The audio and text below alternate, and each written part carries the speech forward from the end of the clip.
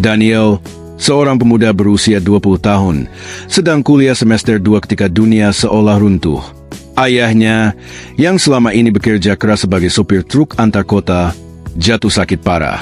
Penyakit itu membuat tubuh ayahnya melemah, bahkan untuk sekadar berjalan pun sulit. Sejak ibunya meninggal bertahun-tahun lalu, hanya ada mereka berdua. Daniel yang biasanya sibuk dengan kelas, tugas, dan aktivitas kampus, kini dipaksa menghadapi kenyataan baru. Ia harus menjadi tulang punggung sekaligus perawat bagi ayahnya. Ia sempat bimbang. Haruskah ia berhenti kuliah? Haruskah ia mengorbankan mimpinya? Tapi di satu sisi, ia tahu bahwa ayahnya tidak punya siapa-siapa lagi. Hidupnya berubah dalam semalam. Hari-hari Daniel kini penuh rutinitas yang melelahkan. Pagi ia kuliah, siang bekerja paruh waktu di kafe, lalu malamnya pulang mengurus ayah, memasak, membersihkan rumah, memberi obat, bahkan membantu ayahnya ke kamar mandi. Kadang, saat semua orang tidur, Daniel masih duduk di meja belajar.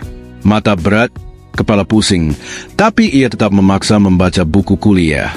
Di sela-sela itu, suara batuk ayahnya dari kamar membuatnya bangkit lagi, mengambil air, atau sekadar duduk menemani.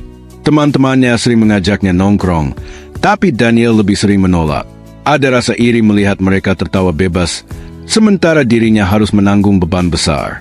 Namun setiap kali ia melihat ayahnya berusaha tersenyum meski tubuhnya rapuh, Daniel sadar, ia tidak boleh menyerah. Ada masa-masa ketika Daniel merasa putus asa. Nilai kuliahnya menurun, pekerjaannya di kafe membuatnya lelah, dan hutang rumah sakit mulai menumpuk. Suatu malam, ketika ia duduk di balkon kecil rumahnya, ia berpikir, apakah semua ini sepadan? Kenapa aku harus menanggung semua sendiri? Rasa marah, kecewa, dan lelah bercampur jadi satu. Ia merasa dunia tidak adil. Namun, ketika ia masuk kembali ke kamar ayahnya, ia mendapati pria tua itu terlelap dengan nafas berat. Di samping tempat tidur ada foto lama. Ayahnya muda, menggendong dirinya yang masih kecil. Daniel terdiam lama.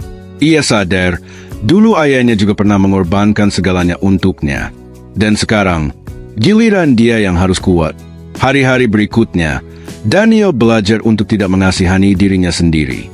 Ia mulai mengatur jadwal lebih rapi, memanfaatkan waktu sebaik mungkin. Ia menemukan kekuatan dalam rutinitas, belajar lebih disiplin, bekerja lebih giat, dan tetap setia menemani ayahnya. Setiap ucapan sederhana dari ayahnya, "Terima kasih, Nak," menjadi bahan bakar semangatnya. Ia sadar, kesabaran bukanlah kelemahan, melainkan bentuk kekuatan tertinggi. Beberapa tahun kemudian, Daniel berhasil lulus kuliah dengan nilai baik, meski perjalanan itu penuh air mata dan peluh. Ayahnya memang tidak pernah sepenuhnya pulih, tapi ia masih bisa tersenyum bangga melihat anaknya di panggung wisuda. Saat semua orang bertepuk tangan, Daniel hanya menatap satu orang, ayahnya. Senyum lemah itu cukup membuat semua perjuangannya terasa berarti. Ia mengerti, hidup tidak pernah mudah. Tapi dari setiap rasa sakit dan lelah, lahirlah keteguhan. Dari setiap tangis, tumbuhlah kekuatan. Pesan moral, kesabaran memang menyakitkan. Tapi justru dalam kesabaran, seseorang menemukan arti cinta, tanggung jawab, dan kekuatan sejati.